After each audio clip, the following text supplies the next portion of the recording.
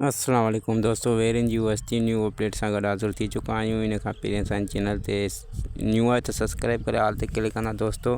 जी त दोस्तों इन नंढड़ी वीडियो में तव्हांखे ॿुधाईंदासीं त ईंदड़ एपिसोड में छा थींदो ऐं छा न। जी त ॾिसंदो तव्हां शम्स त बिजार ख़ान सां चाल खेॾे रहियो आहे ऐं हुनखे इहो चवंदो त बिजार ख़ान जे माण्हुनि में एतिरो बल आहे जो हू सालीअ सां विड़ी बि बहानो तो ताईं पहुचाए सघंदा, पर जे ख़ान बहादुर ते तो एतबार कयो त हू कुझु बि न करे सघंदो।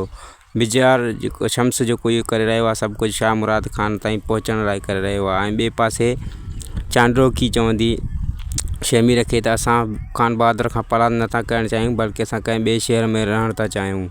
इहो इन करे चवंदी चांडोकी जंहिं त राति वारो तव्हां एपिसोड ॾिठो त हुन में हुननि शक ज़ाहिर कयो शाह मुराद ख़ान वारनि त किथे शेमीर ख़ान सां चाल त न खेॾी रहियो आहे। थी सघे थो त हू असांखे ख़ान बहादुर जे हवाले करे छॾे। इन जे करे चांडोकी चई त असांखे परांद वठणु नथा चाहियूं, पर ही ॻोठु ई छॾे वञणु था चाहियूं। जी दोस्तों, त ईंदड़ एपिसोड में तव्हां इहो बि ॾिसंदव त जेको सावण आहे उहो सोडे ऐं हुनजी शादी पंहिंजी छोकिरीअ जी शादी करण लाइ राज़ी थी चुको आहे दोस्तों। जी दोस्तों, वरी नेक्स्ट वीडियो में मिलंदासीं इंशाअल्लाह। ख़ुदा हाफ़िज़।